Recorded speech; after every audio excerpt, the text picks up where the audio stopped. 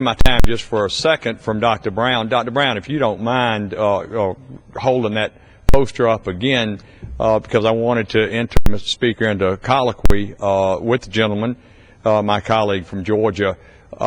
In the 4 points on his poster, addressing that first one, allowing individuals to deduct 100% of their health care expenses, including the expense to purchase health insurance, whether it's first dollar sickness coverage or long-term care, which people, when they get our age, need to start thinking about.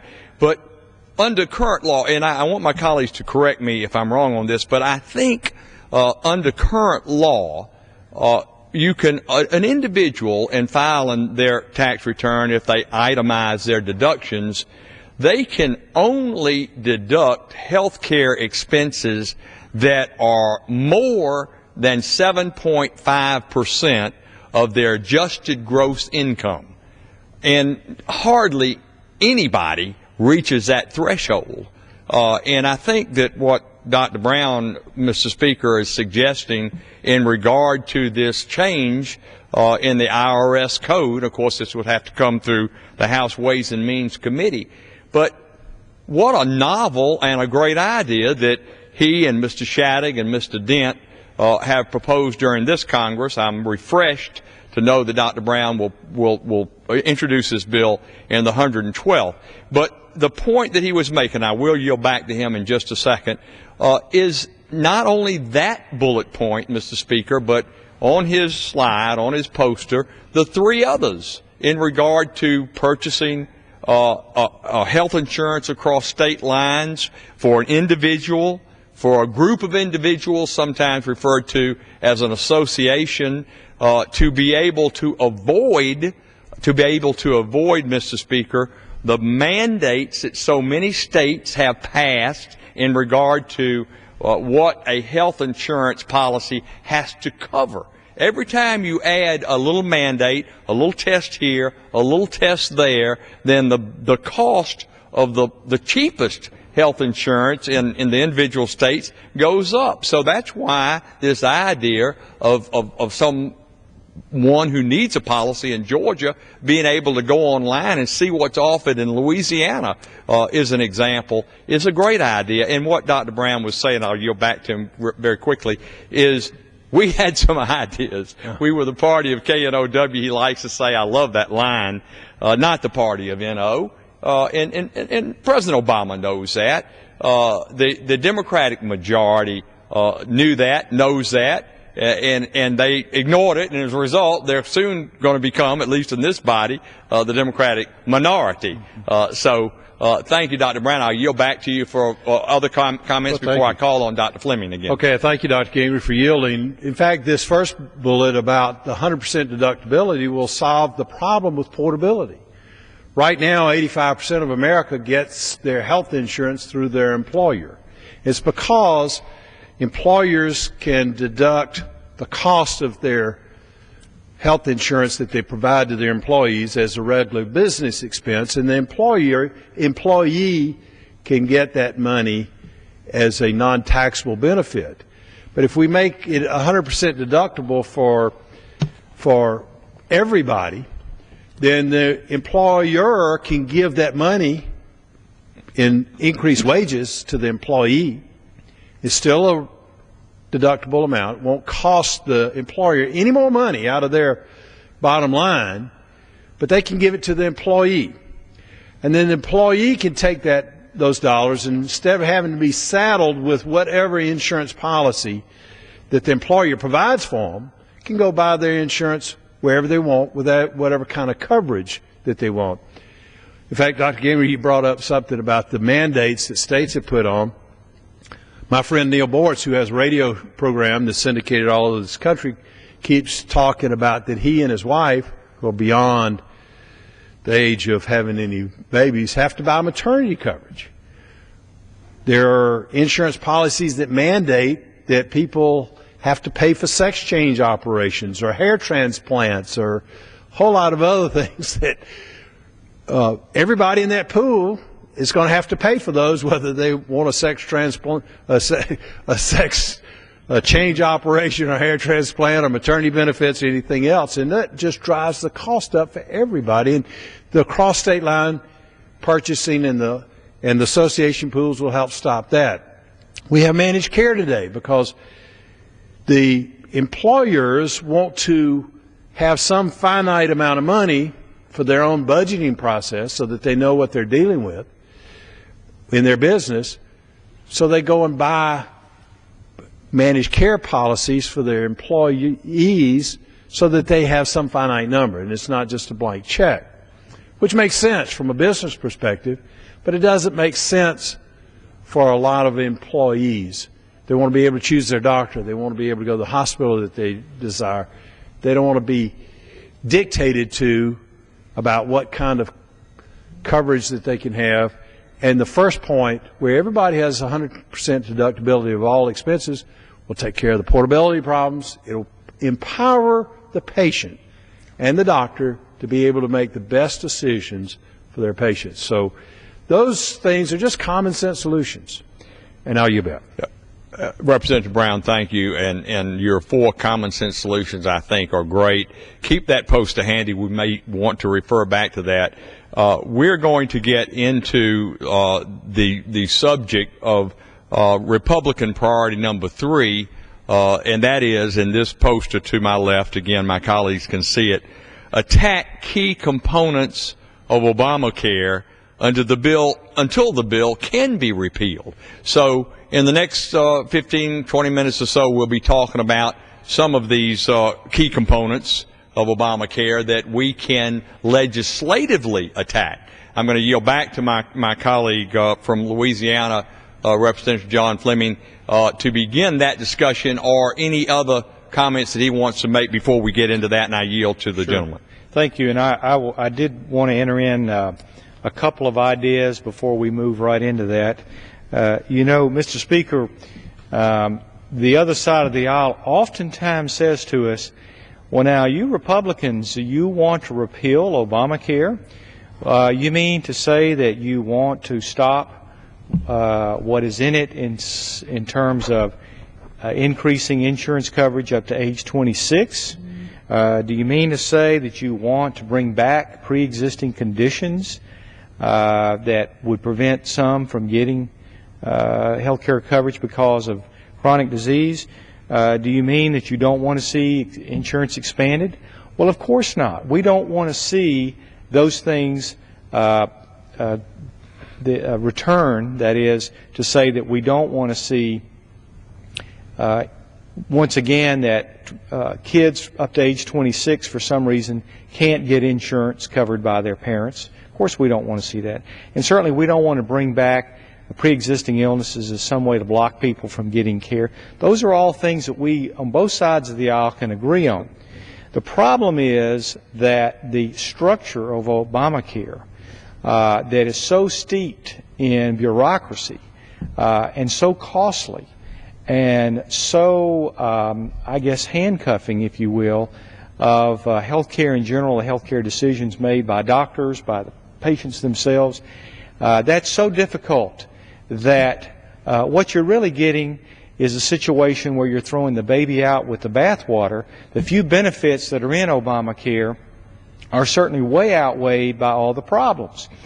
So, of course, we would love, after repealing Obamacare, to bring back some of the things that we in this floor may have unanimous agreement on, and that is, never again will we see pre-existing conditions that would block someone from getting health care coverage. If the gentleman will yield to me just for a second, and of course, yeah, in regard to that last comment, Mr. Speaker, the gentleman made in regard to pre-existing conditions, and Dr. Brown referenced it just a few minutes ago on his 4 common sense solutions, in regard to those high-risk pools that the states can create, can set up, can say to health insurance companies, whether it's the Blues or Aetna or Cigna or smaller companies. There are literally 3,000 health insurance companies across the country offering policies, not just these big, huge mega companies. But to say to the ones that are doing business in your state to have to abide by a requirement of a state insurance commissioner or governor of a state like our governor-elect in Georgia, Nathan Deal, who spent 18 years in this body and left here as chairman of the Health Subcommittee on Energy and Commerce. These governors know. We'll get into a little bit of their concern about the Medicaid expansion in a few minutes, but they know. And like Representative Fleming was saying, Mr. Speaker, these high-risk pools can be set up in states, and we won't spend $6 billion of the taxpayers' money doing it. And that won't even be enough with the federal bureaucracy trying to run these high-risk pools. So, gentlemen, I appreciate that, and I'll yield back to him. If you want to engage in a colloquy with Dr. Brown, certainly he may want to ask you about that as well. Okay, thank you. I thank the gentleman. Yes, indeed. I mean, the bottom line, what we're saying here is we can achieve all of these laudable goals without the complex bureaucracy of Obamacare. We can expand health care to many more millions of people without creating an individual mandate and an employer mandate. Certainly, there are far more efficient ways, as Congressman Brown points out, that we can provide coverage to people who may have pre-existing illnesses that are already in play in many states. Excellent programs. So I'd like to inject just two more possible solutions to this and then segue again into the dismantling of Obamacare that you referred to, the gentleman, other gentleman from Georgia, and that is two things. Number one, health savings accounts. HSAs grew by 25% in 2009 to a total of 10 million Americans. Americans love health savings accounts. They are working. We implemented that in my own companies back home 6 years ago, and it has totally flattened out our premiums. The problem with that is that Obamacare begins to tax it as much as 10 to 20%, and believe it or not, today, of course, pre-Obamacare, you can go and buy aspirin or any type of over-the-counter medication, cold medication you want, and pay for it with your health savings account. However, in January, beginning in January, in order to do that, you got to get a prescription from a doctor for a non-prescription drug. Now, how is that going to play in our offices back home when we have hundreds and maybe thousands of citizens and patients calling us saying, I need a prescription for Tylenol so I can get it on my health savings account? So you see just how ridiculous that's going to be, and people are not going to be willing to come in and certainly pay a doctor's visit just to get a prescription for Tylenol. So that's number one. And I introduced H.R. 5126, the Helping Save Americans Healthcare Choices Act, which would restore flexible savings account and health savings accounts. I'd love to see us follow through on that. And the second point, the gentleman, Congressman Gingrey, Dr. Gingrey and I worked on was H.R. 5690. The gentleman showing great leadership on that, which is the Meaningful End to Defensive Medicine and Aimless Lawsuits Act of 2010. Once again, President Obama promised us that he would reform medical malpractice in Obamacare, and of course that was left on the cutting room floor. Once again, real solutions being ignored in favor of bureaucracy and mandates. And so with that, I'll segue back. Gentlemen, yield back to me, sure. and then I'll yield some time, additional time, to Dr. Brown. I just wanted to comment, Mr. Speaker, on Representative Fleming's last remark in regard to medical liability reform that he and I have worked very hard on. In fact, this is my fourth term, and every year that I've been here, and even before Dr. Fleming and Dr. Brown joined us and joined the House GOP Doctors Caucus, I introduced medical liability reform legislation, sometimes referred to as tort reform, and I won't go into the details of it, but basically a fair and balanced approach so that people who are hurt by practice below the standard of care, whether it's the physician or the hospital or anybody associated or affiliated with their care, would certainly have to answer for that, and that these people would have an opportunity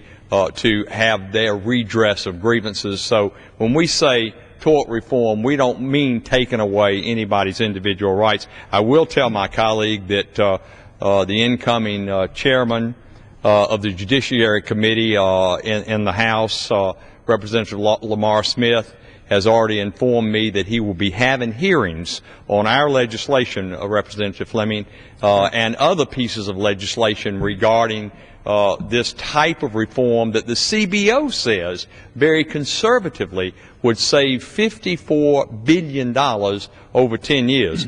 The RAND Corporation says it would save more than that on an annual basis. So I did want to let my colleague know that hope is on the way, and we'll continue to work hard on either our legislation or anybody's legislation. Maybe, Mr. Speaker, one of our colleagues that's on the Democratic side of the aisle would like to work with us in a bipartisan way. Maybe they've got even better idea in regard to that. Well, I'd like to yield back to the gentleman from Georgia, Dr. Broun. Thank you, Dr. Gingrey. Let's go ahead and jump into some of the key components and some of the things that we can do. And what I'd like to focus on is your number 3 bullet point on your chart there, Medicaid expansion.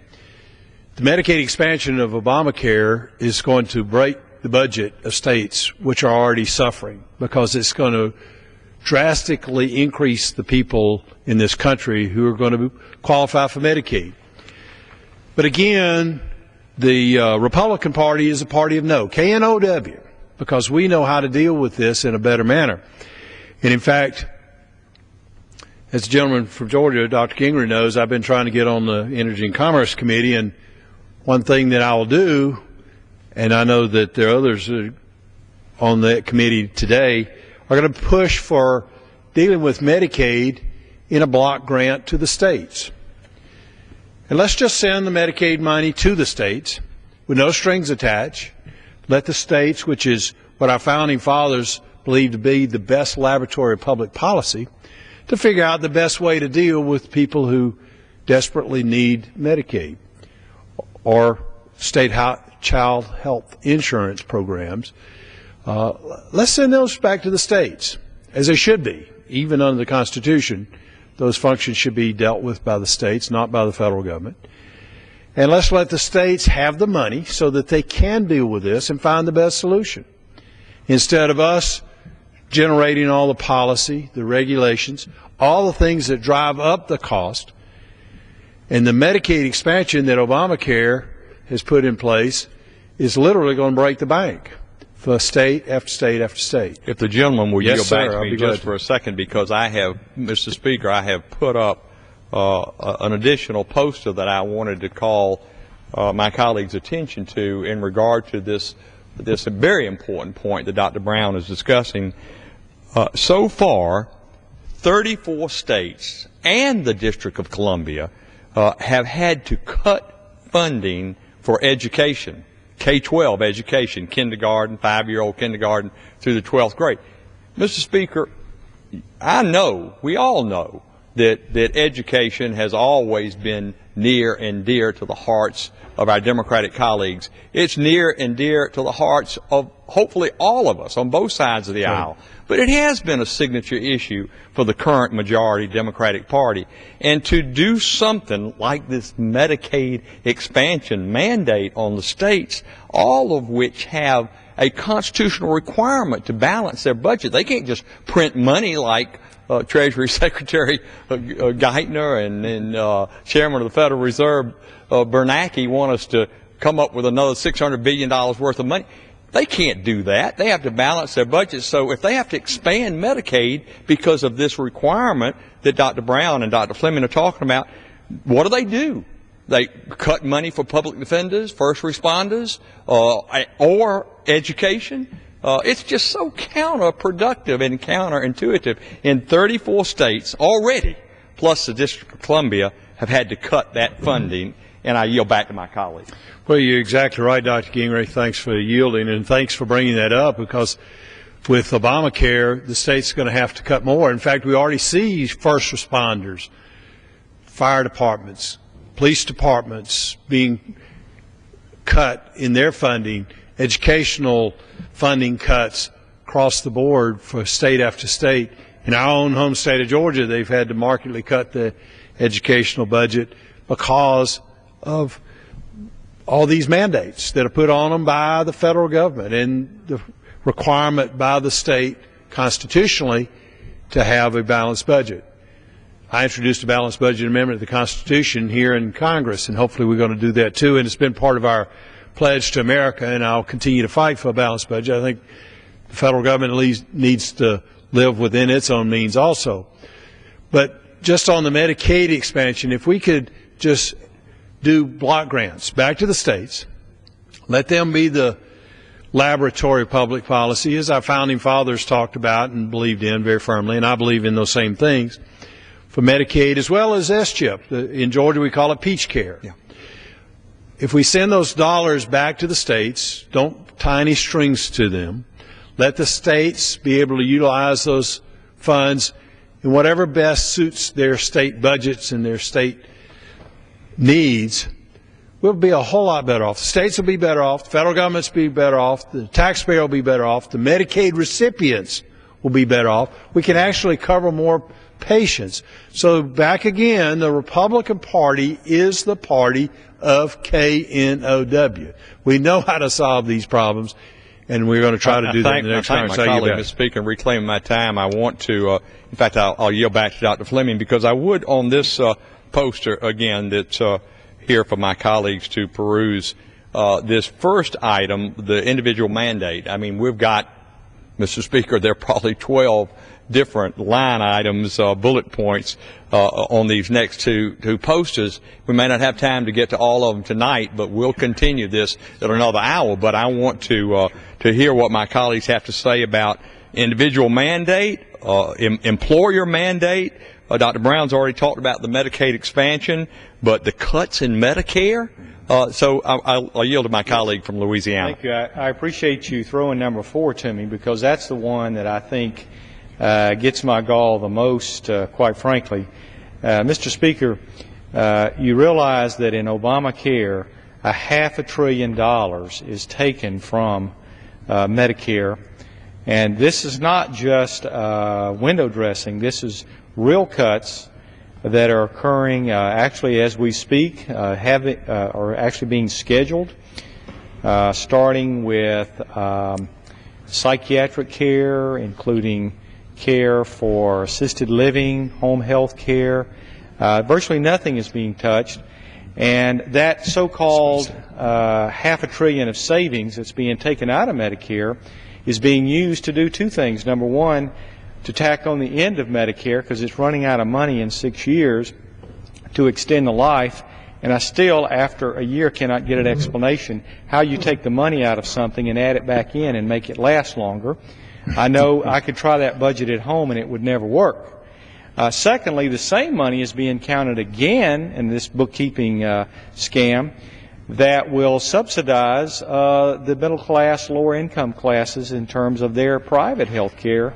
And so this is just more gimmicks, more Washington gimmicks. It's going to hurt a lot of people. Yield to me just for a second sir. On the, Mr. Speaker, I wanted to, and I know the gentleman from Louisiana and the gentleman from Georgia know this, but to remind my colleagues, that cut to Medicare that Dr. Fleming is talking about, Mr. Speaker, is $528 billion over 10 years. It's about a 10 to 12% a year cut, annualized, and it includes cutting Medicare Advantage, $160 billion. It includes hospital cuts, cuts to hospice, that organization that takes care of people that are dying of cancer, cuts to nursing homes, home health cuts. But again, it's kind of embarrassing almost to see these television ads, Mr. Speaker, about Medicare or get some flyer, some glossy flyer in the mail, those of us who are on Medicare, touting the benefits that Obamacare has brought to the program and how it's going to make it so much better, and yet it cuts $528 billion out of the program. I agree with the gentleman from Louisiana, and I yield back to him. And I think the gentleman, but even before we get to those cuts, it's already steeply increasing the premiums of average everyday citizens. There is no way that you can cover an additional 32 million Americans. I mean, this is empiric fact. There's no way you can increase the coverage, add to the coverage of 32 million Americans, and raise through special interest all the additional bells and whistles into those plans and not see the cost go up. And why in the world the American people could ever get hoodwinked into believing that, I don't know, and I don't think they did, which is frankly why they want, by a vote of 60% in the polls, they want us to crush Obamacare and replace it with something that's common sense, free market based, that leaves the decision making up to the patient, and that is efficient rather than, again, some government controlled program. We know that also, finally, just kind of a final comment, because I know we're getting close to the end, but increased coverage does not mean increased access to care.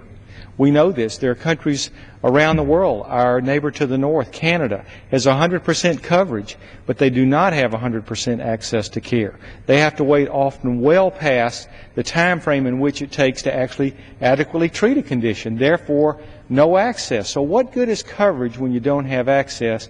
And so we're going in that direction. So I suggest, Mr. Speaker, that we repeal Obamacare and replace it with something that will properly match the efficiencies of the system, allow it to be patient-driven, and that people get timely care at an affordable cost. Mr. Speaker, reclaim my time, and I thank the gentleman from Louisiana, and my colleague from Georgia may want some last few seconds of comments, and I yield to him.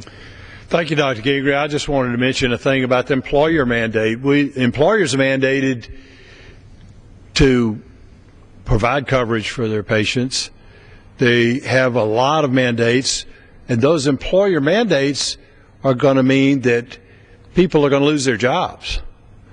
And Dr. Fleming and I talked a little bit ago about how employers are scared. I've got a lady who runs a small business. She has 8 employees. She desperately needs to hire another 1 or 2. But because of the employer mandates of Obamacare, she's not going to hire anybody. She's just going to try to struggle along herself and is not going to expand her business. She could hire 2 new people. And the employer mandate is going to prevent these 2 people who need jobs today from going to work for this small business. And I already mentioned the guy who wants to do a $31 million expansion. He's not going to do that, not going to hire the 100 or so new employees that he would hire, because he's afraid of Obamacare and the employer mandates. And one other thing I know, I'll yield back to Dr. Gingrey, is that to kind of go along with these cuts to Medicare, in the stimulus bill, a lot of Americans don't realize that they put in something called comparative effectiveness research. In medicine, we compare the effectiveness to one treatment versus another. Breast cancer, is it just taking the tumor out? Is it given chemotherapy? Is it radiation therapy? Is it a combination of all this? But that's not what this is all about. It's to compare the effectiveness of spending $1. And it's age-related, which means that those people on Medicare are just, comparative effectiveness is just going to mean that they're just not going to get the care. So I'll yield back to me for maybe concluding remarks. And yes, the gentleman, Mr. Speaker, has brought up the R word.